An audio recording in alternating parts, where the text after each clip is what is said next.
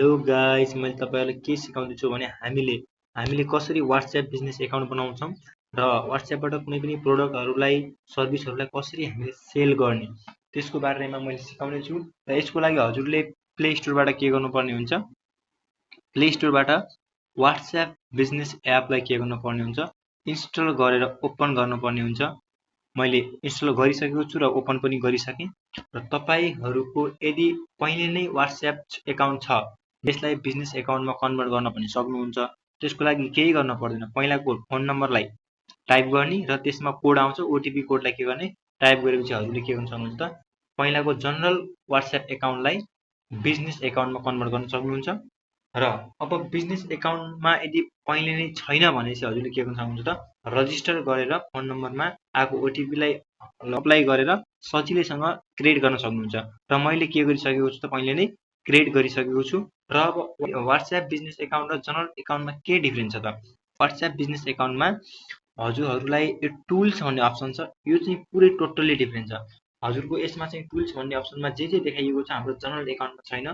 टुल्समा के रहेको छ मैले यसको डिस्क्राइब गरेँ। र सुरुमा रहेको छ क्याटलग। क्याटलग भनेको के हो? क्याटलग भनेको हजुरहरूको प्रोडक्ट भयो, हजुरहरूले के सर्भिसहरू प्रोभाइड गर्नुहुन्छ हजुरलाई आइटमको रूपमा एड गर्न सक्नुहुन्छ। जस्तै आइटमको नेम, यसको डिस्क्रिप्सन, यसले कसरी काम गर्छ, यसको डिस्क्रिप्सनहरू र क्वालिटीहरूका कुराहरू यसमा आउँछ। यदि हजुरले यसमा इमेजहरू राख्न चाहनुहुन्छ भने यहाँबाट ग्यालरीबाट इमेजहरू पनि राख्न सक्नुहुन्छ। जस्तै मैले कति राखेँ, फर इक्जाम्पल मैले कुनै भिडियो पनि राख्न सक्नुहुन्छ। जस्तै मैले इमेज राखेर देखाइदिन्छु हजुरलाई। जस्तै मैले यो इमेज राखेँ, यो इमेज राखेँ। यसरी तपाईँले के गर्न सक्नुहुन्छ त यसरी गरेर यहाँ इमेजहरू, यसरी अर्को इमेज पनि एड गर्न सक्नुहुन्छ। भिडियो राखेँ, जस्तै मैले यही भिडियो राखेँ। जस्तै यही भिडियो मैले के गरिदिएँ, यसरी अपलोड गरिदिएँ। यसरी के भयो त भिडियो पनि अपलोड भइसकेको छ। यसरी के भयो त भिडियोहरू, इमेजहरू अपलोड हुने गर्छन्। र यसमा तपाईँ आइटमको नेमहरू दिन सक्नुहुन्छ, यसको डिस्क्रिप्सन दिन सक्नुहुन्छ। यसरी अब अरूलाई हाइड गर्न पर्यो भने यसरी अनहाइड गर्नु भने सबैले देखिने भयो, हाइड गर्नु भने कसैले देखिँदैन। यसरी यहाँबाट सेभ गर्न सक्नुहुन्छ। यसरी के हुन्छ, हजुरको प्रोडक्टहरूलाई सबैले भिजिट गर्न, भ्यू गर्न पाउँछन्। जस्तै मैले यसलाई डिस्कार्ड गरिदिएँ, पछि मैले सेभ गरिनँ। र अब अर्को रहेको छ हाम्रो एडभर्टाइज। यो एडभर्टाइज भन्ने अप्सनमा के रहेको छ भने एडभर्टाइज भनेको कुनै पनि प्रोडक्टहरूलाई के गर्ने स्पोन्सर गर्ने कुरा हो। जस्तै एडभर्टाइजमा मैले क्लिक गरेँ, यसमा क्लिक गरिसकेपछि हजुरले के गर्न सक्नुहुन्छ, जस्तै डिजिटल राजेश स्पोन्सर भनेर देखाएको छ। यसमा के गर्न सक्नुहुन्छ तपाईँले आफ्नो प्रोडक्टहरूलाई एड गरेर फोटो, इमेजहरू अपलोड गरेर, जस्तै मैले इमेजहरू, भिडियोहरू अपलोड गरेर हजुरले के गर्न स्पोन्सर गर्न सक्नुहुन्छ। जस्तै मैले के गरेँ, फर इक्जाम्पलको लागि मैले यसैले के गरिदिएँ त मैले स्पोन्सर गर्न चाहेँ ल ओके गरिदिएँ। यसरी के भइसकेको छ त यो स्पोन्सरको लागि यो अपलोड भइसकेको छ। अब हजुरले नेक्स्ट गरेर के गर्न सक्नुहुन्छ त अब फेसबुकमा स्पोन्सर गर्न चाहनुहुन्छ कि केसमा गर्न चाहनुहुन्छ, त्यो confirm your Facebook account to continue भन्नाले फेसबुक एकाउन्टको थ्रु के गर्न चाहे WhatsAppबाट स्पोन्सर गर्न चाहे त्यसको लागि $1 के गर्न सकिँदो रहेछ, $1 के गर्न सकिँदो रहेछ, $1 11,000 एकाउन्टहरूलाई रिच गराउन सकिँदो रहेछ हाम्रो प्रोडक्टहरूलाई। यसको थ्रु स्पोन्सर गर्न सकिँदो रहेछ। नेक्स्ट सिमिलरली रहेको छ हाम्रो लेबल्सका कुराहरू। यसमा चाहिँ तपाईँले के गर्न सक्नुहुन्छ भनेको तपाईँले च्याट गरेर तपाईँ कुनै पनि मेसेजहरू लेखेर के गर्न सक्नुहुन्छ एड गरेर देखाउन सक्नुहुन्छ। जस्तै यसमा 100 क्यारेक्टर बराबरको कुनै कुराहरू लेखेर सो गर्न सक्नुहुन्छ लेबलको थ्रु।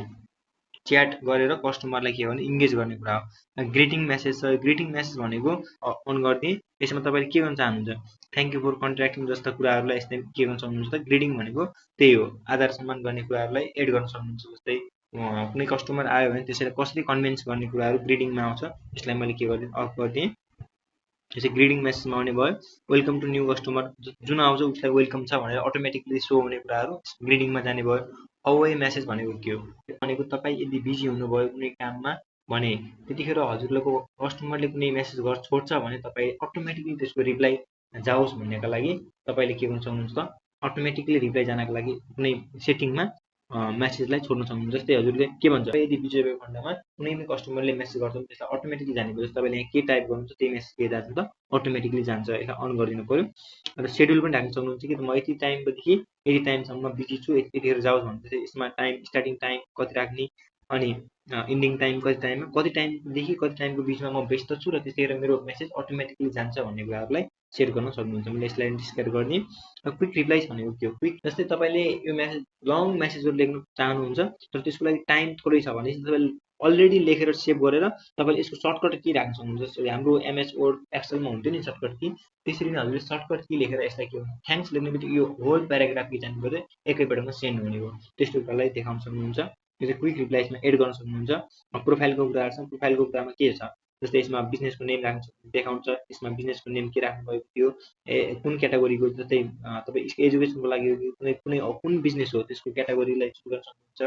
अरू एड्रेसका कुराहरू भयो, यसमा वेबसाइटहरू एड गर्न सक्नुहुन्छ। जस्तै वेबसाइटहरू छ भने वेबसाइटलाई एड गर्ने, यहाँनिर अर्को वेबसाइट छ भने यहाँनिर वेबसाइटलाई एड गर्ने, इमेल राख्ने कुराहरू, यसको डिस्क्रिप्सन राख्ने कुराहरू भयो, डिस्क्रिप्सन के छ प्रोडक्टको बारेमा त्यो राख्ने, टाइम ड्युरेसन कति टाइममा तपाईँले आफ्नो बिजनेसलाई ओपन गरेर राख्न सक्नुहुन्छ त्यसलाई राख्ने। प्रोडक्टहरू छ म्यानेजमा जानुहोस्, क्याटेगोरीको कुराहरू अगाडि क्याटलगका कुराहरू छन् यसमा, यसैमा इमेजहरू अपलोड गरेको कुराहरू अगाडि यसरी राख्न सक्नुहुन्छ। या प्रोडक्टको इमेजहरू यसमा के हुन्छ देखिन्छ सो हुन्छ, हामीलाई यसमा यसरी के हुन्छ हाम्रो प्रोडक्टको इमेजहरू सो हुन्छ। यसमा तपाईँले के गर्न सक्नुहुन्छ त इन्स्टाग्राम फेसबुक एकाउन्टहरूमा के गर्न सक्नुहुन्छ लिङ्क गराउन सक्नुहुन्छ। जस्तै यसरी connect your Facebook page to help grow your business भनेको तपाईँले फेसबुक एकाउन्टमा लिङ्क गराउन सक्नुहुन्छ। वाट्सएप बिजनेस एकाउन्टलाई इन्स्टाग्राममा यसरी के गर्न सक्नुहुन्छ त एड गर्न सक्नुहुन्छ। सिमिलरली भयो अब तपाईँको यो एबाउट एन्ड फोन नम्बर भनेको कतिखेर एभाइलेबल भएको कुराहरू, जस्तै बिजी भएको कुराहरू यसरी देखाउनुहुन्छ। म बिजी छु भने मैले बिजी राखिदिन्छु, बिजी भयो। एभाइलेबल छु भने म उपस्थित छु भनेर राख्न सक्यो, मिटिङमा छु भने मिटिङमा राख्न सक्यो, यो राख्ने कुरा भयो। अब फोन नम्बरहरूलाई चेन्ज गर्न चाहनुहुन्छ भने यसरी हामी के गर्न सक्छौँ फोन नम्बर पनि चेन्ज गर्न सक्छौँ।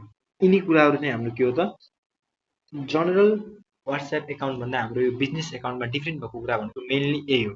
अब यसमा अरू अरू एकाउन्ट पनि रहेको, सेटिङ पनि रहेको, जस्तै यसमा जानुभयो भने तपाईँले के गर्न सक्नुहुन्छ त यसरी यिनी कुराहरू अलरेडी नै छन्। जस्तै एकाउन्टको कुराहरू, प्राइभेसीका कुराहरू, अवतारका कुराहरू, फेभरेट एकाउन्टको कुराहरू, फेभरेटका कुराहरू, ल्याङ्ग्वेजका कुराहरू, यिनी सबै चाहिँ के रहेका छन् त सिमिलरली जनरल एकाउन्ट जस्तो रहेको छ। अब यसबाट हामीले लिङ्क डिभाइस गर्न सक्यो, अरू स्टार्टेड गर्न सक्यो, यिनी सबै कुराहरू चाहिँ सिमिलर रहेका छन्। र हजुरले ग्रुप जस्तै हाम्रो कलका कुरा यिनी चाहिँ सिमिलर नै रहेको छ।